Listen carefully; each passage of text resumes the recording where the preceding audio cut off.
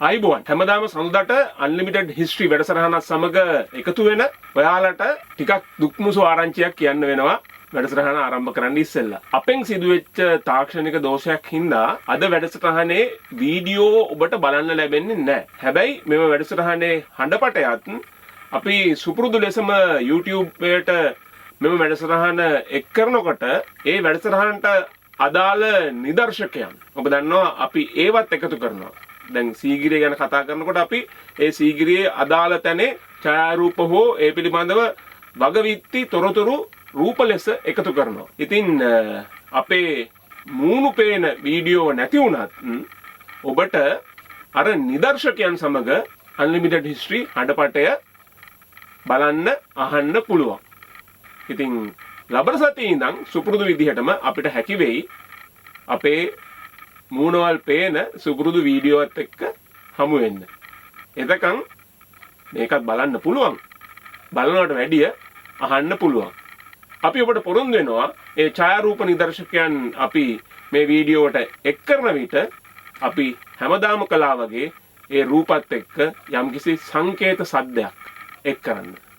අපි වෙනදා වගේම ඔන්න අන්ලිමිටඩ් හිස්ටරි රස විඳිමු. සමා වෙන්න වෙච්ච දෝෂයට.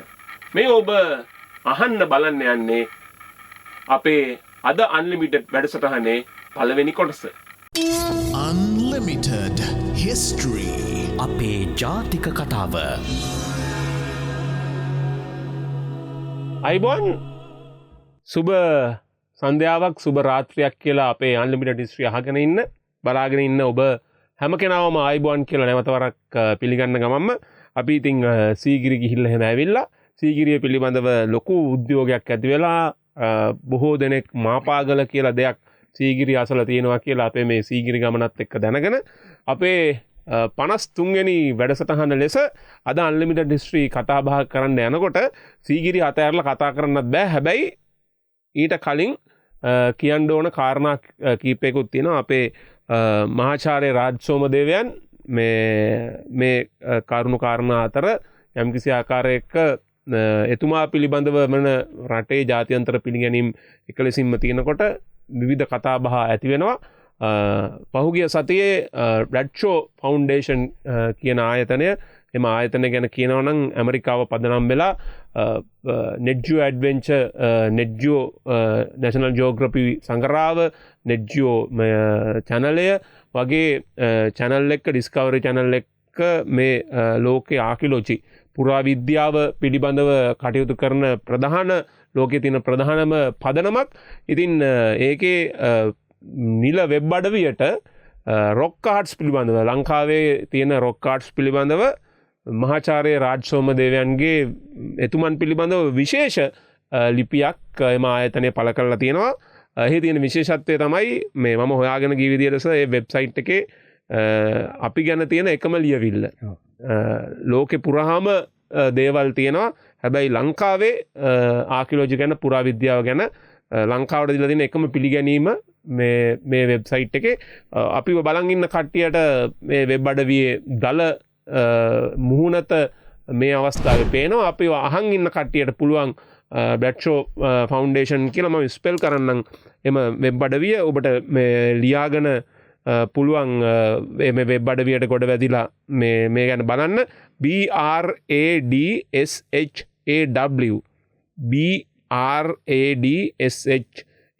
ෆවුන්ඩේෂන් FOUNDATION කියන වෙබ් අඩවිය හරහා bradshawfoundation.com කියන වෙබ් අඩවිය හරහා ඔබට පුළුවන් මේක බලන්න. The Rock Art ශ්‍රී ලංකා කියලා ඒ ලිපිය පළ කරලා තියෙනවා. එතුමා කාලාන්තරයක් තිස්සේ අපේ පර්වත චිත්‍ර පිළිබඳව මේ කරපු දේවල් සමහර චිත්‍රන් මේ සමහර පින්තූරන මමත් දැක්කේ මේකෙන් හංගගෙන ඉඳලා. ඉතින් ඔබට බලාගන්න පුළුවන්. ඒකම අපේ YouTube එක බලන අයට අපේ ඩිස්ක්‍රිප්ෂන් එකේ මේ වෙබ්සයිට් එකේ මේ ලිපියට පිවිසීමේ ලින්ක් එක අපි පළ කරලා තියෙනවා.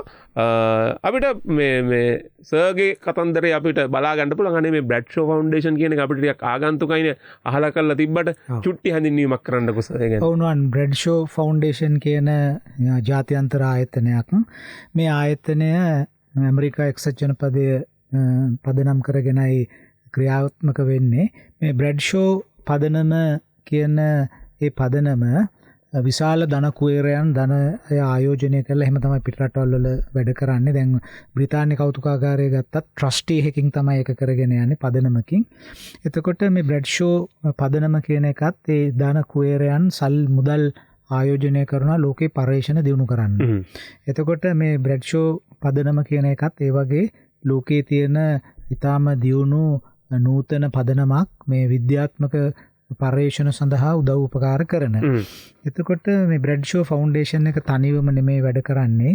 ගෙටි කෞතුකාගාරය, ස්මිත්සෝනියන් කෞතුකාගාරය, ඊට පස්සේ ඔය නැෂනල් ජියෝග්‍රැෆික්, ඩිස්කවරි සහ යුනෙස්කෝ කියන ආයතන සියලුම මේ ආයතනත් සමග එකට වැඩ කරන ලෝකයේ පිළිගත් පදනමක්. ඉතින් මේ පදනමෙන් කරන්නේ මේ ඒ කියන්නේ රොක්කාට් නෙට්වර්ක් කියලා එකක් තියෙනවා. ඒ කියන්නේ මේ ලෝකයේ මේ පරණ චිත්‍ර පිළිබඳව කරන විශේෂයෙන්ම ප්‍රාග්ඓතිහාසික චිත්‍ර පිළිබඳව පර්යේෂණ කරන අයගේ ජාලයක් හදලා ලෝකයේම අදහස් sannivedanaya කරන්න ඒගොල්ලෝ පහසුකම් සලසලා තියෙනවා. ඉතින් මේ බ්‍රැඩ්ෂෝ පදනමේ වෙබ් පිටුවට ගියාම ලෝකේ නොයෙක් රටවල් සම්බන්ධයෙන් ඒගොල්ලෝ වෙබ් පිටු විවෘත කරලා තියෙනවා. ඉතින් මේ දැන් ඔබ කිව්වා වගේ මේ ඒ අය ඒ පිටුවට ඒගොල්ලන්ගේ පදනමේ වෙබ් පිටුවට යමක් ඇතුල් කරනවා නම් ඒගොල්ලෝ ජාත්‍යන්තර මට්ටමින් තමයි ඒක කරන්නේ. ඒක ජාත්‍යන්තර ආයතනයක් නිසා විතරක් නෙමෙයි ඒගොල්ලෝ ඊට පස්සේ උදව් කරනවා ඒ රටවල් වලට ඒ පර්යේෂණ කරගෙන යන්න.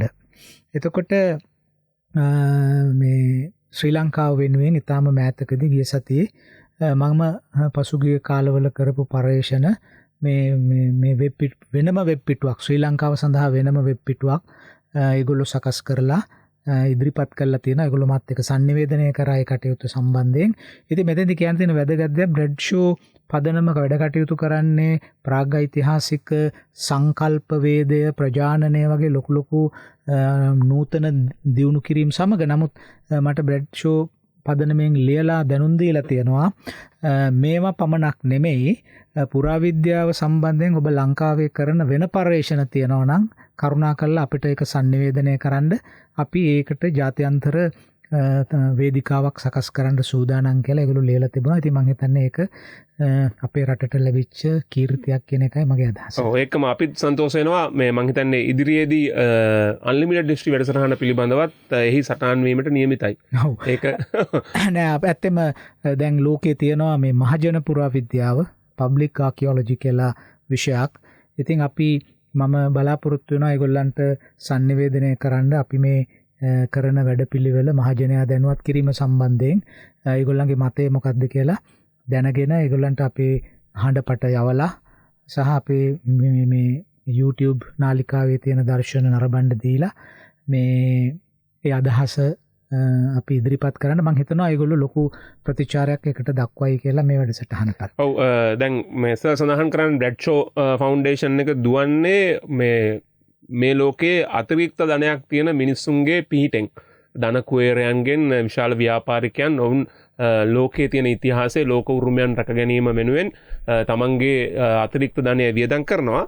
ඉතින් අපිටත් විටින් විටස ඇත්තටම අන්ලිමිටඩ් හිස්ටරි වැඩසටහනට මේ ඒ වගේ මූල්‍ය උපකාරයන් ලබා දීලා තියෙනවා. විශේෂයෙන්ම මේ අපි මතකයි බාධා හෙනගල්ගේ පර්යේෂණ කටයුතු සඳහා කාබන් පර්යේෂණ නිර්ණයන් සඳහා අපිට අවස්ථාව ලබා දුන්නා. මේ ඒකම දැන් මේ සීගිරියට අදාළව කියන්න තියෙන්නේ අපේ සීගිරිය වැඩසටහන් බලපු බොහෝ දෙනෙක් අනේ මෙහෙම අන්ලිමිටඩ් හිස්ටරි දිගටම කරන්නකෝ කියලා කියනවා. ඉතින් ඔබ දන්නවා අන්ලිමිටඩ් හිස්ටරි කියලා කියන්නේ ඇත්තටම වීඩියෝ වැඩසටහනක් නෙමෙයි. ඒ නිසා මේක රේඩියෝ වැඩසටහනක්. වීඩියෝ කියලා කියන්නේ ඒක ඉතාමත් කුඩා අතුරු ප්‍රතිඵලයක්. අපේ මිලියන සංඛ්‍යාත රේඩියෝ අසන්නන් වෙනුවෙන් තමයි අපේ වැඩසටහන මූලික කොට කරන්නේ. හැබැයි රේඩියෝ වැඩසටහනක් වුණත් අපිට මට මතකයි අපි බොහෝ වරක් ජනාධිපති සම්මානයට පාත්‍ර වෙච්ච ජනාධිපති සංචාරක සම්මානයට පාත්‍ර වෙච්ච සංචාරය වැඩසටහන අපි කරා. ඒක ඇත්තටම ඒ ලොකේෂන් වල ඉඳන් තමයි කරේ. එතකොට තමයි හරි නියමිත ආස්වාදය එහෙම නැත්නම් ඒ දැනීම සංවේදනය අපිට ලැබෙන්නේ ස්ථානයේ හිටියම. ඉතින් අපේ එහෙම වැඩසටහන් ඉදිරියේදී කරන්න බලාපොරොත්තු වෙනවා. සීගිරිය වගේම සීගිරිය ගැනත් අපි ඉදිරියේදී වැඩසටහන් කරන්න බලාපොරොත්තු වෙනවා. මේ සියල්ලම සඳහා ඔබේ අනුග්‍රහකත්වයත් අපි බලාපොරොත්තු වෙනවා. ඔබ දන්නවා විශාල පිරිවැයක් තරන්න වෙනවා. ඉතින් අපි රේඩියෝ වැඩසටහනකට එහා ගිහිල්ලා ඒක වීඩියෝ වැඩසටහනක් විදිහට නිර්මාණය කරන්න ඕනේ. net fm කියන්නේ රේඩියෝවක්, වීඩියෝව කියන්නේ එහි අතුරු ප්‍රතිඵලයක්. ඉතින් ඒකින්ද අපි බොහොම ආදරෙන් එහෙම ආධාර කරන්න අපිට කතා කරපු උදවියගේ ආධාර අනුග්‍රහයන් බලාපොරොත්තු වෙනවා. එහෙම කැමැත්තක් දක්වන අයටත් අපි කියනවා අපි මෙහෙම එළිය ගිහිල්ලා කරන අපේ රටේ උරුමය පිළිබඳව වැඩසටහන් වලට ඔබේ අනුග්‍රහයකත්වය ලබා දෙන්න. ඒ ගැන අපි ඒවා බොහොම ස්තුතිපූර්වකව බාර ගන්න ලෑස්ති. ඒ විතරක් නෙමෙයි සර්, දැන් සීගිරිය ගැන මේ වැඩසටහනේ කමෙන්ට් කරපු කට්ටිය අපේ ශරීර සෞඛ්‍ය ගැන කමෙන්ට් කරලා තිබ්බා. ඇඟවල් ගැන ඊට හිතන්න කියලා. ඒ වගේ හෘදයාංගම දේවලුත් තිබුණා. ඒ ඔක්කොම අතරේ සර් මේ මම හිතන්නේ අපිට සීගිරිය මුලදිම විසඳ ගන්න ඕනේ ප්‍රශ්නයක් අපිට ටිකක් මේ වැඩසටහන දක්වා අරගෙන එන්න වුණා. ඒ තමයි දැන් අපි සීගිරිය ගැන කතා කරා, මාපගල ගැන කතා කරා. මේ ඔක්කොගේම දර්ශනය දරාගෙන හිටපු එක්කෙනා තමයි පළවෙනි කාශ්‍යප රජුරුවෝ. කාශ්‍යප රජුරුවෝ ගැනත් කතා කරා. හැබැයි අපි කතා කරේ නෑනේ සර් සීගිරිය හැදුවේ කාශ්‍යප කියලා කොහොමද තහවුරු කරන්න කියලා. වෙන කෙනෙක් කියලා කියන්න පුළුවන්.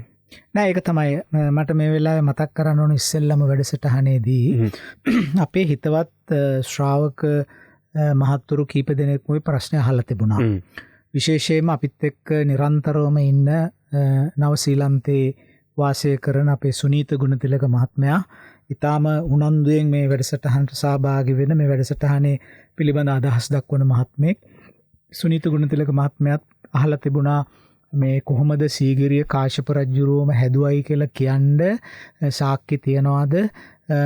එහෙම නැත්නම් ඒවා මේ ඉතිහාස පොත්වල කියලා තියෙන නිසාමද ඔහොම කියන්නේ? ඒ ප්‍රශ්නේ निराකරණය කරගන්න උවමනයි නේද කියලා ගුණතිලක මහත්මයා අහලා තිබුණා. සාධාරණ ප්‍රශ්නයක්.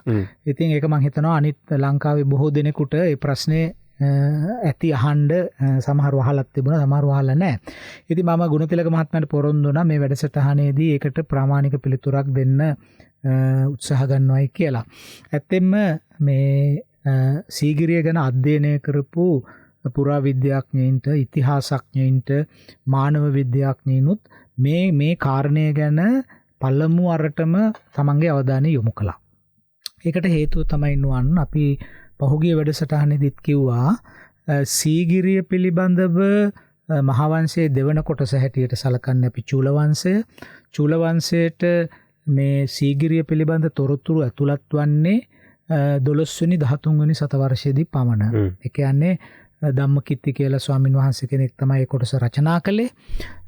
එතකොට ධම්මකිත්ති ස්වාමින් වහන්සේ මේ රචනා කරපු චූලවංශයට උන්වහන්සේ පදනම් කරගත්තේ උන්වහන්සේ ජීවත් වූ කාලයේ තිබුණු නොඑක් මූලාශ්‍ර. එතකොට අපි දන්නවා කාශ්‍යප පළවෙනි කාශ්‍යප රජතුමා ක්‍රිස්තු වර්ෂයෙන් 495 විතර වෙනකොට සීගිරිය අතහැරිලා යනවා. ඊට පස්සේ අවුරුදු 700කට හෝ 800කට පස්සේ තමයි සීගිරිය පිළිබඳ විස්තරේ චූලවංශයේ ලියවෙන්නේ. ඒතර කෙනෙකුට අහන්න පුළුවන් සාධාරණ ප්‍රශ්නයක්. දැන් ඔය කියපු දේ තියෙන්නේ සාහිත්‍ය කෘතියක. ඒ සාහිත්‍ය ලියවෙලා තියෙන්නේ හැබෑ සිද්ධියට අවුරුදු 700කට පස්සේ. එතකොට ඔය කියන එක හැබෑමද? සාහිත්‍යයට ඕන තරම් මේ 3-5 දාන්න පුළුවන් නේද? දාන්න පුළුවන්නේ. දැන් ඔය මට මේ වෙලාවේ කැමති මතක් කරන්න මේ විල්හෙල්ම් ගයිග මැතිතුමා චූලවංශය සංස්කරණය කරනකොට ඔහු එහි හැඳින්වීමේදී ඉතා වැදගත් දෙයක් කිව්වා. අපි ඒක වැඩසටහන් කිහිපයේදීම මතක් කළා. මේ අපට අභියෝගයක් වන්නේ ලංකාවේ ඉතිහාසය ගැන කතා කරනකොට ලියා ඇති දේ ගැන කතා කිරීම නෙමෙයි, නොලියා මගහැර ඇති දේ තේරුම් ගැනීම කියන එක ගයිග කිව්වා. ඉතින් ඇත්ත වශයෙන්ම අපි හැම වෙලාවෙම මේක මතක් කරනවා. දැන් සීගිරිය ගැන වුණත් සීගිරි කාශ්‍යප රජතුමා ජීවත් වුණු කාලයෙන්, සීගිරිය ගොඩනගපු කාලයෙන් අවුරුදු 700කට හෝ 800කට පසුව ඒ සම්බන්ධයෙන් ලියවෙන ලියවිල්ලක් කතරම් දුරකට සත්‍යවාදීද කියන ප්‍රශ්නය ඒකෙන් කියන්නේ මේ කියලා තියෙන එක බොරු කියන එක නෙමෙයි. කවුරුත් එහෙම අර්ථ දක්වන්න යන්න එපා. නමුත් ඒ කියන ප්‍රවෘත්තියේ අන්තර්ගත වෙලා තියෙන ප්‍රධාන සිද්ධි දාමේ පෙළගස්සලා තියෙන ආකාරය කතරම් නිවැරදිද? දැන් අපි උදාහරණයක් හැටියට ගමු. කාශ්‍යප රජතුමා සැබවින්ම ධාතුසේන රජතුමාව ඝාතනය කළාද? ඒ ප්‍රශ්නේ අපිට අහන්න පුළුවන් නේද? ඒක වාර්තා පීතෘඝාතකයෙක්ද කියන ප්‍රශ්න අපිට අහන්න පුළුවන්. එතකොට කාශ්‍යප රජතුමා අවසානයේදී සියදිවි නසා ගත්තයි කියලා කියනවානේ. මුගලන් සමග සටන ඇත්තෙම ඔහු සියදිවි නසා ගත්තාද? මේ වගේ දේවල් අපිට අහන්න පුළුවන්කම තියෙනවා. මොකද එහෙම අහන්න පුළුවන්කම අපිට අහන්න හිතෙන්නේ ඉතිහාසයේ සැකයට බඳුන් කළා නෙමෙයි. දැන් පුරාවිද්‍යාත්මක සාක්ෂි එළිය පහළිය තියෙන සාක්ෂි මේ වංශ කතාවල ලියා තිබෙන සාක්ෂි අතර යම් යම් පරස්පරතා පේන්න තියෙන සීගිරිය සම්බන්ධයෙන්. එතකොට මේ මහත්තුරු එළියේ ඉඳන් අපේ ශ්‍රාවක මහත්තුරු මේ අහන ප්‍රශ්න හරි සාධාරණයි. ඒ මොකද්ද කෙලින්ම අපි දැන් සීගිරිය ගැන හුඟක් වැඩසටහන් දැන් 3කට කිට්ටු වෙන්න අපි කතා කරානේ. මෙච්චර ලොකු කතාවක් අපි ගොඩ නැගුවේ ඇත්තටම මූලික ප්‍රශ්නේ විසඳලාද කියලා නේ මහත්තුරු ඇහුවේ. කාශ්‍යප රජුරෝද මේක කරේ කියන එක දන්නවද හරියට? මේක විශ්වාසද කියන එක නේ ඇහුවේ. ඒ නිසා අපි පළමුවෙන්ම අද වැඩසටහනේ මේ වැදගත් ප්‍රශ්නෙට අපි උත්තර දෙන්න ඕන. එතකොට ඒකට කියන්න තියෙන්නේ මේ සීගිරිය කාශ්‍යප රජතුමා විසින් කරයි කියන එක පිළිබඳ මතය ස්ථාවර කරලා තියෙන්නේ චූල වංශය ඒ සම්බන්ධයෙන් කියා තිබෙන නිසා පමණක්ම නෙමෙයි. ඔබ දන්නවා අපි කවුරුත් සමහර විට සමහර අය දන්නේ නැහැ. නමුත් අපි අහලා තියෙනවා සීගිරි කුරුටුගී ගැන. දැන් සීගිරි කුරුටුගී කියලා කියන්නේ කාශ්‍යප රජතුමා සීගිරිය අතහැරලා දාලා අවුරුදු 150කට 200කට විතර පස්සේ මේ ස්ථානයේ බලන්න රටේ ඉන්න මිනිස්සු එනවා. දැන් සීගිරිය අතහැරිලා ගියා. මේ සීගිරිය කලාගාරයක් මේක බලන්න රටේ නොඑක් පළාත් වලින් එනවා. ඇවිල්ලා ඒ අය අර කැටපත් පවුරේ කියලා බිත්තියක් තියෙනවා. අපි ඊළඟ වැඩසටහනකේ දර්ශන අපිට පෙන්වන්න පුළුවන්, දැනුත් පෙන්වන්න පුළුවන් ඕන. මේ බිත්තියක්, ගඩොල් බිත්තියක් කපරාදු කරපු ඒ බිත්තියේ ලියලා ගිහිල්ලා තියෙනවා ඒගොල්ලන්ගේ අදහස්. ඒවට තමයි අපි කුරුටු ගී කියලා කියන්නේ. ගී කියලා හේතුවම ඒ ලියවිලි වල ලියලා තියෙනවා මේවා ගී කියලා. ඒ නිසා මේ අපි ඒවට ගීත කියලා කියන ඇත්තම ඒවා දෙපද ගීතත් තියෙනවා, සතර පද ගීතත් තියෙනවා. බොහොම විරිතකට ලායකට ලියපුවා. දැන් ගී වෙන්න ප්‍රධාන හේතුවක් තමයි සර් ගොඩක් ඒවා මේ එලිසමේ රැකලා නෙමෙයි ලියලා තියෙන්නේ. නිදහස් ආරෙන් ලියලා තියෙනවා. නිදහස් ආරෙන්. හරි. ඒතර කවි කියන එක එලිසමේ ආරක්ෂා කරගෙන ලියපේවත් තියෙනවා. ඒතර එහෙම නැත්නම් තනි පාටයෙන් ලියපු නිකන් මේ ගද්‍ය පාට වගේත් නෙමෙයි ඒවා. නිකන් අර චම්පු වගේ දේවල් කියන්නේ ගීතයටත් චම්පුකා ගීතයටත් බරයි ගද්දයටත් බරයි. එහෙම ලියපු ලියවිලිත් තියෙනවා. දැන් උදාහරණයක් හැටියට අර සුප්‍රසිද්ධම කවිය බුදල්මි සියවයාමි කියන එක. ඒතර ඒක ඇවිල්ලා ඒක පොඩි වෘත්තගන්ධී ශෛලියකුත් තියෙනවා, රිද්මයකුත් තියෙනවා. නමුත් ගද්‍ය පාඨයක් හැටියටත් පේනවා. එතකොට මේ ඔන්න පළවෙනි කාරණේ අපි කියන්න තියෙන සීගිරිය කාශ්‍යප රජතුමා විසින් කළායයි අපි පිළිගන්න හේතු. අංක 1 මූලිකව අපි තියමු අපේ ප්‍රධාන වංශ කතාව වෙච්ච මහා වංශයේ දෙවෙනි කොටස චූල වංශය. කියන්නේ මහා වංශෙ දිගටම ගියා දෙවෙනි කොටස කියලා කියන්නේ අපිනේ. එතකොට ඒ චූල වංශයේ සඳහන් වෙනවා මේක කාශ්‍යප රජතුමා සීගිරිය කරයි කියන එක. ඒක සාහිත්‍යමය ප්‍රකාශයක්. නමුත් සීගිරිය අතෑරිලා අවුරුදු 200කට විතර පස්සේ මේ සීගිරිය බලන්ඩාපු අය සීගිරියේ කැටපත් පවුරේ ඔවුන්ගේ අදහස් ලිව්වා. අදහස් ලියනකොට ඒ අදහස් වල ඇතුළත් වෙලා තියෙනවා ඔවුන් කියලා තියෙනවා මේක හැදුවේ කාශ්‍යප කියලා. කසුබ් නිරින්ද් කියන වචනේ ගීතවල තියෙනවා. හරි. සමහර තැන්වල කියනවා සී රජු. කියන්නේ සීගිරි රජු. සී රජු කියන වචනේ. එතකොට කසුබ් නිරින්දා කියන එක ඒ ගීතවල තියෙනවා. ඒ කියන්නේ අවුරුදු 200ක් ගත වෙනකොටත් මිනිස්සු දැනන් හිටියා මේ ස්ථානයේ වාසය කළේ කසුබ් කියලා එක්කෙනෙක්. කසුබ් කියලා කියන්නේ අපි සිංහල ප්‍රාකෘතයට සරලවහම කාශ්‍යප කියන එක කසබ කියලා කසුබ් කියලා ලියනවා. හරි. එතකොට කසුබ් කියන වචනේ අපි කුරුටු ගීවල තියෙනවා. එහෙනම් අපිට තේරෙනවා චූල වංශය ලියන්න කලින් කියන්නේ මහා වංශයේ දෙවෙනි කොටසට සීගිරි කාශ්‍යප ගැන ඇතුළු වෙන්න කලින් මිනිස්සු දැනගෙන හිටියා මේ ස්ථානය නිර්මාණය කළේ හා මේ ස්ථානය වාසයක භවනය කළේ කාශ්‍යප රජුරෝ කියලා. හරිද? දැන් අපි සරලවම ගත්තොත් අපි දන්නවානේ 1815 වෙනකොට මේ නුවර හිටියේ ශ්‍රී වික්‍රම රාජසිංහ රජුරෝ. රජුරෝ. ඒක බොහොම ආසන්න කතන්දරයක් නේ. අවුරුදු 200 ගානකට කලින්. 200 ගානට කලින්. එතකොට ඒ වගේ තමයි ඔය කුරුටුගී වල තියෙන දැන් සාමාන්‍යයෙන් කුරුටුගී 8 වෙනි 9 වෙනි සත වර්ෂ වලට අයිති ක්‍රිස්තු වර්ෂයෙන්. එතකොට 5 වෙනි සත වර්ෂයේ අග වෙනකොට මේ කාශ්‍යප රජුරෝ අතින් සීගිරිය අතෑරුණා. ඊට පස්සේ තව අවුරුදු 50ක් 60ක් මොග්ගල්ලාන යටතේ ඒකතේ මොග්ගල්ලාන එතන හිටියේ නෑ. නමුත් මොග්ගලන් යටතේ ස්වාමින් වහන්සේලා එතන වැඩම කරලා හිටියා. එතකොට ස්වාමින් වහන්සේලාත් එතන අතෑරලා දාලා ගියාට පස්සේ හරි ස්වාමින් වහන්සේලා ඉන්න කාලේ හරි මේ මහ ජනතාව සීගිරිය බලන්න එනවා. දැන් සමහර මතයක් තියෙනවා. දැන් ඔය මේ එක්තරා අවස්ථාවකදී අපි සීගිරි කැටපත් පවුරේ තියෙන සියලුම ගීත පිටපත් කළා. පිටපත් කරලා 1000 ගණක් විතර තියෙනවා. දැන් 1000 ගණක් තියෙනවා. පරණවිතාන මහත්තයා 500 ගණන් 60 මේ ප්‍රකාශයටපත් කරේ. නමුත් දැන් 1000 ගණක් තියෙනවා. එතකොට මේවා දිහා බැලුවාම විශ්ලේෂණය කරාම මේ වගේ මේ අකුරු ශෛලීන් 5-6කට වැඩිය නැහැ. ඒ නිසා විශේෂඥයන් අතර මතයක් තියෙනවා මේ කුරුටුගී කියන ඒවා ලිව්වේ මිනිස්සුන්ගේ ඉල්ලීම මත තමයි. නමුත් මේවා ලියන්න ඇත්තේ ස්වාමින් වහන්සේලා කියලා අදහසකුත් තියෙනවා. ඒ කියන්නේ දැන් අර අද වුණත් අපිට තියෙනවානේ දැන් කිරින්දට හරි කොහේ හරි ගියාම තැනකට මේ සල්ලි අපි ආධාරයක් කරාම එතන ඉන්න කෙනෙක් කවියක් පට බැඳලා ඒ කවිය කියනවා. ඒ පවුලේ අයට සෙත් පතලා පින් පතලා. ඉතින් ඒගොල්ලෝ අහනවානේ මොනවද කියන්න ඕන කාටද පින් පතන්න ඕන කියලා අහුවාම අපි කිව්වහම ඒගොල්ලෝ කියනවා. ඉතින් ඒ විදිහට සමහර විට මේ දැන් අර මෑත කාලයක් වෙනවා අත්තනගල්ල විහාරේ තිබුණා මේ පුස්කොළ පොත්වල ධර්මයේ ලියනවා අපි යම්කිසි මුදලක් පරිත්‍යාග කරාම.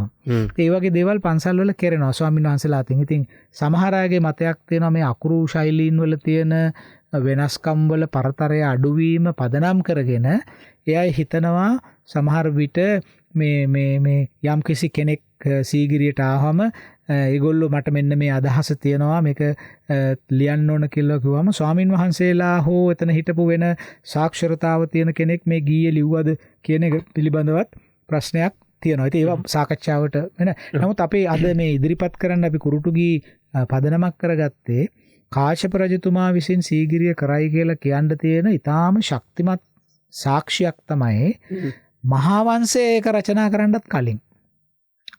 මහාවංශයක රචනා කළේ 12 වෙනි 13 වෙනි සතවර්ෂවල කියුවා අපි කියවනේ ධම්මකිත්ති කියලා ස්වාමීන් වහන්සේ කෙනෙක් කියලා.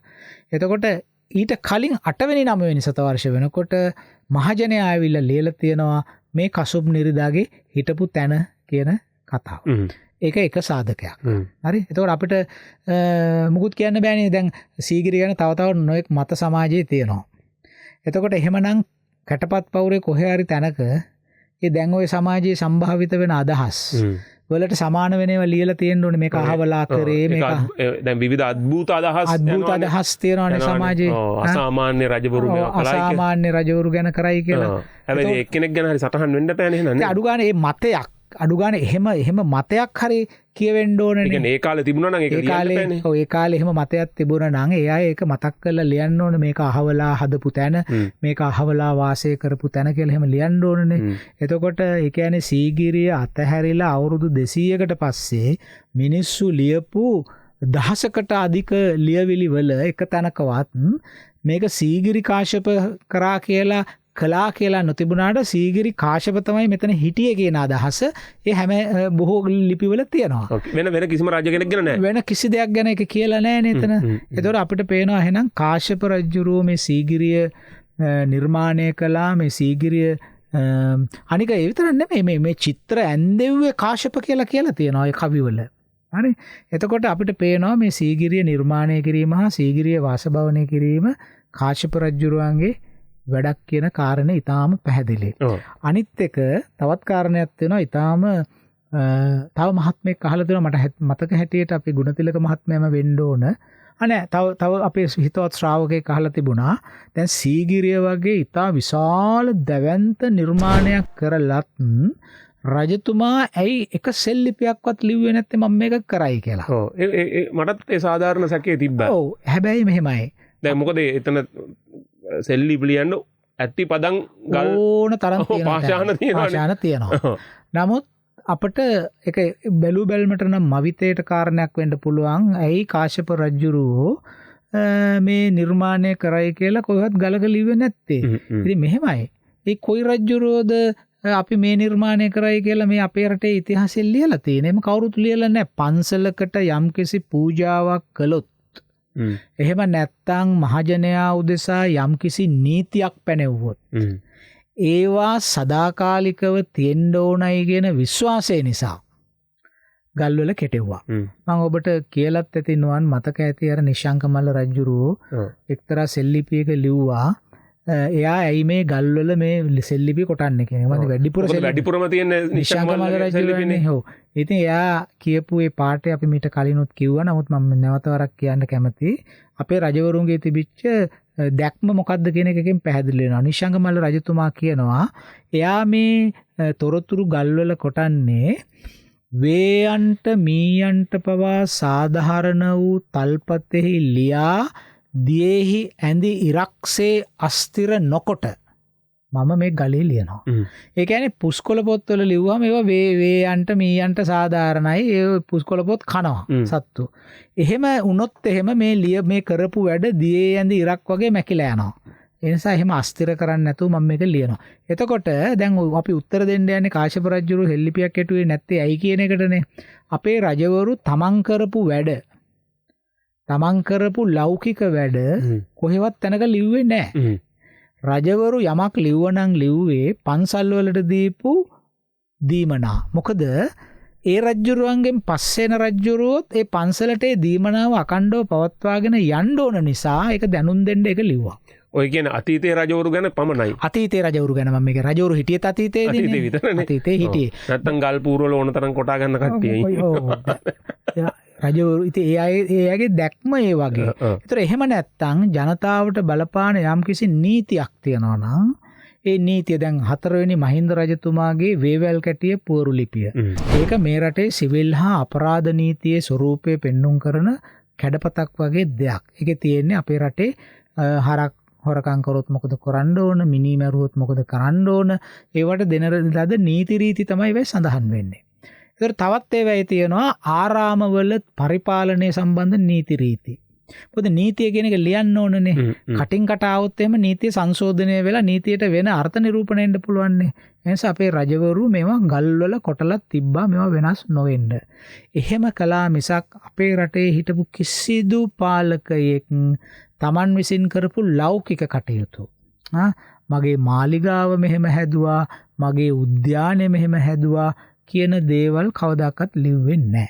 හැබැයි පරිසරය ආරක්ෂා කරගන්න ඕන මෙහෙමයි, සත්තු නොමර ඉන්න ඕන මෙහෙමයි කියන නීති රීති ලිව්වා. එතකොට ඒ යම්කිසි ප්‍රසිද්ධ ප්‍රකාශනයක් සෙල්ලිපියක් කළේ ඒ මහජනයාගේ රටවැසියාගේ හා මේ රටේ තියෙන බුද්ධ ශාසනය භික්ෂු සංඝයාගේ අභිවෘද්ධිය තකා මිසක් රජවරු තමන්ගේ ආඩම්බරය තමයි අපි කියන්නේ පම්පෝරිය කියලා වචනයක් තියෙනවා. තමන්ගේ පම්පෝරිය කියන්නේ සෙල්ලිපි කෙටුවේ නෑ අපේ රජවරු. ඉතින් යම් කිසි තරමකට හෝ එහෙම දෙයක් කරේ නිශ්ශංකමල්ල රජතුමා විතරයි. එතුමා සමහරට නොකල දේවලුත් ලියලා තියෙනවා. එහෙම නැත්තම් රජවරු එහෙම කළේ නෑ. දැන් සීගිරිය ඇතිපදං සෙල්ලිපි කොටන්න හොඳ තැනක් නිසා ශර්ම භූමියක් මේ සිල්ලිපි කොටනවා නම් දැන් කාශ්‍යප රජුරු මේක කළා හරි වෙනයම් කළා හරි සීගිරියේ චිත්‍ර හැර සෙල්ලිපි කොහෙවත් සීගිරිය ආශ්‍රිතව තැන් වලින් හම්බෙලා නැද්ද සර්? නෑ සීගිරිය ආශ්‍රිතව සෙල්ලිපි තියෙනවා. හරි අපිට ඒක ඉදිරියට කතා කරන්න පුළුවන්. ඉදිරියට කතා කරන්න පුළුවන් වෙනවා. ඒක අපි වෙන කාරණා ගැන තියෙනවනේ සෙල්ලිපි. වෙන කාරණා ගැනක් තියෙනවා. අනික දැන් මේකට අදාළවත් අපිට එකක් කියන්න පුළුවන්. දැන් පරණිතාන මහත්තයාට හොයාගන්න පුළුවන් වුණා මේ තිඹිරිවැව කියලා තැනකින් සෙල්ලිපියක්. සීගිරිය ආසන්නේ. තිඹිරිවැව සෙල්ලිපිය වඩා වැදගත් වෙන්නේ ඇයි? තිඹිරිවැව සෙල්ලිපිය කරවලා තියෙන්නේ කාශ්‍යප රජුරුවන්ගේ පාලන කාලය තුල. පස්වෙනි සියවසේ. හරිද? ඒ කියන්නේ ගණනය කරලා තියෙන හැටියට ඒවේ අකුරු වල ස්වරූපය අනුව ක්‍රිස්තු වර්ෂයෙන් 487 දී තමයි මේ සෙල්ලිපිය කරවලා තියෙන්නේ. ඒතර අපි මේ සෙල්ලිපිය කොහොමද කාශ්‍යප සීගිරිය කරයි කියන එක තහවුරු කරන්න පාවිච්චි කරන්න කියන එක අපි විරාමයෙන් පස්සේ කතා කරමු.